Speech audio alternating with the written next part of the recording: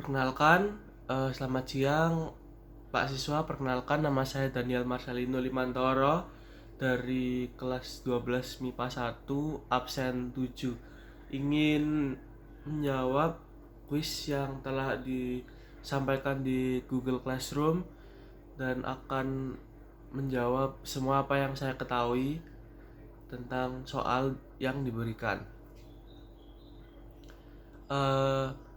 Dari data yang saya dapat untuk menjawab soalnya, yang pertama, program kerja dari masing-masing kabinet selama periode 1950 sampai 1959. Kabinet Natsir 6 September 1950 sampai 21 Maret 1951.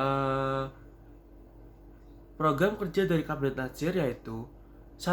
Menggiatkan usaha keamanan dan ketentraman. 2. Konsolidasi dan menyempurnakan pemerintahan. 3. Menyempurnakan organisasi angkatan perang. 4. Mengembangkan dan memperkuat ekonomi kerakyatan. 5. Memperjuangkan penyelesaian masalah Irian Barat. Lalu di bidang ekonomi ada Sumatra Plan yang mengubah ekonomi kolonial ke ekonomi nasional Indonesia, masuk dari PBB. Berlangsung perundingan antara Indonesia Belanda untuk pertama kalinya mengenai masalah Irian Barat. Lalu ada 4. Kegagalan kabinet dalam menyelesaikan masalah Irian Barat. Adanya mosi tidak percaya dari PNI tentang pencabutan peraturan pemerintah mengenai DPRD dan DPRDS. Mosi tersebut disetujui parlemen sehingga mandat kabinet harus dikembalikan kepada presiden. 5. Kabinet Sukiman. Masa jabatan 27 April 1951 sampai 3 April 1952. 6. Program kerja Kabinet Sukiman antara lain sebagai berikut: menjamin keamanan dan ketentraman, mengusahakan kemakmuran rakyat, dan memperbaharui hukum agraria agar sesuai dengan kepentingan petani, mempercepat persiapan pemilu, menjalankan politik luar negeri secara bebas aktif, serta memasukkan Irian Barat ke dalam wilayah RI secepatnya. Keberhasilan: terjadi perubahan skala prioritas dalam pelaksanaan programnya dari program menggiatkan usaha keamanan, ketentraman, dan ketentraman selanjutnya diprioritaskan untuk menjamin keamanan dan ketentraman. 8. Kegagalan munculnya yaitu dari pertentangan dari Mas Yumi dan PNI tentang atas tindakan Sukiman, sehingga mereka menarik dukungannya pada kabinet tersebut. DPR akhirnya menggugat Sukiman dan terpaksa Sukiman harus mengembalikan mandatnya kepada presiden. Lalu ada Kabinet Wilopo 3 April 1952 sampai dengan 2 Juni 1953. Program kerja Kabinet Wilopo antara lain mempersiapkan pemilu, berusaha mengembalikan Irian Barat ke dalam wilayah Republik Indonesia, meningkatkan keamanan dan kesejahteraan, memperbarui bidang pendidikan dan pengajaran, melaksanakan politik luar negeri bebas dan aktif. Kegagalan akibat peristiwa Tanjung Morawang, muncullah mosi tidak percaya dari Serikat Tani Indonesia terhadap Kabinet Wilopo, sehingga Wilopo harus mengembalikan mandatnya pada presiden. Keberhasilan dari Kabinet Wilopo yaitu melaksanakan pemilu, memperketat impor, menekan pengeluaran pemerintah, memperkenalkan balance budget. 13. Tepatnya ada Kabinet Ali Sastroamijoyo 31 Juli 1953 sampai dengan 12 Agustus 1955. Kabinet Ali mempunyai program 4 pasal sebagai berikut: program dalam negeri, antara lain meningkatkan keamanan dan kemakmuran serta segera diselenggarakan pemilihan umum, pembebasan Irian Barat secepatnya, program luar negeri antara lain pelaksanaan politik bebas aktif dan peninjauan kembali persetujuan KMB, menyelesaikan pertikaian politik. Keberhasilan yaitu ada persiapan pemilihan umum untuk memilih anggota parlemen yang akan diselenggarakan pada 29 September 1955. Menyelenggarakan Konferensi Asia Afrika tahun 1955.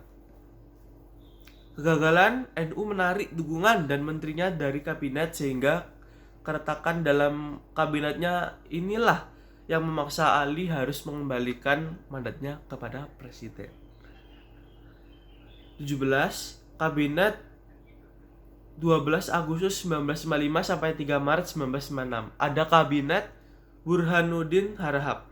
Berikut program kerja Kabinet Burhanuddin Harahap yaitu mengembalikan kewajiban moral pemerintahan, dalam hal ini kepercayaan Angkatan Darat dan Masyumi.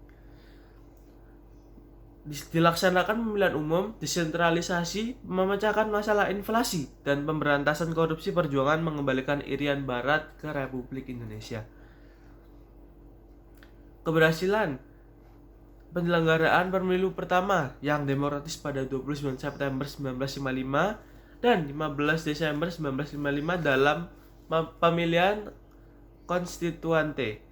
Terdapat 70 partai politik yang mendaftar tetapi hanya 27 partai yang lolos seleksi. Menghasilkan 4 partai politik besar yang memperoleh suara terbanyak yaitu PNI, NU, Masyumi, dan PKI. Perjuangan diplomasi menyelesaikan masalah Irian Barat dengan pembubaran Uni Indonesia Belanda. Pemberantasan korupsi dengan menangkap para pejabat tinggi yang dilakukan oleh polisi militer. Terbinanya hubungan antara Angkatan Darat dan dengan Kabinet Burhanuddin menyelesaikan masalah peristiwa 27 Juni 1955 dengan mengangkat Kolonel Ahan Nasution sebagai staf Angkatan Darat pada 28 Oktober 1955. Kegagalannya yaitu dengan berakhirnya pemilu, maka tugas Kabinet Burhanuddin dianggap selesai. Pemilu tidak menghasilkan dukungan yang cukup terhadap kabinet sehingga kabinet pun jatuh. Kabinet Ali Sastro Amijoyo 20 Maret 1996 sampai 14 Maret 1967. Program pokok Kabinet Ali Sastro Amijoyo antara lain sebagai berikut.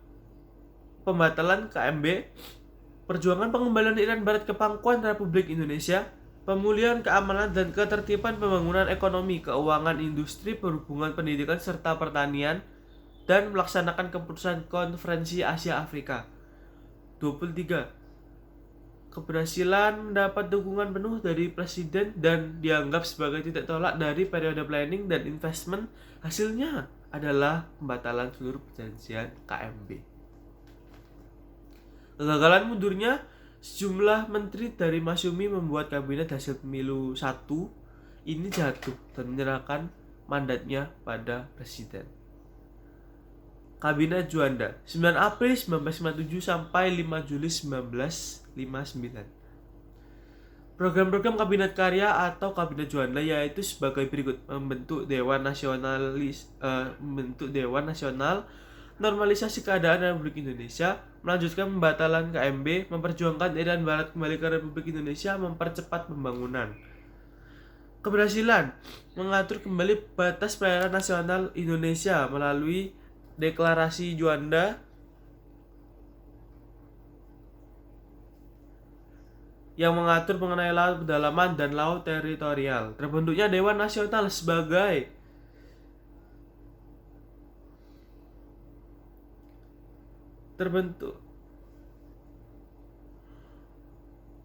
Terbentuknya Dewan Nasional sebagai badan yang bertujuan menampung dan menyalurkan pertumbuhan kekuatan yang ada dalam masyarakat dengan presiden sebagai ketuanya sebagai titik tolak untuk menegakkan sistem demokrasi terpimpin. Mengadakan musyawarah nasional MUNAS untuk meredakan pergolakan di berbagai daerah. Diadakan musyawarah nasional pembangunan untuk mengatasi masalah krisis dalam negeri tetapi tidak berhasil dengan baik. Kegagalan berakhir saat Presiden Soekarno mengeluarkan dekret Presiden 5 Juli 1959 dan mulailah baru sejarah rakyat sejarah Republik Indonesia, yaitu demokrasi terpimpin.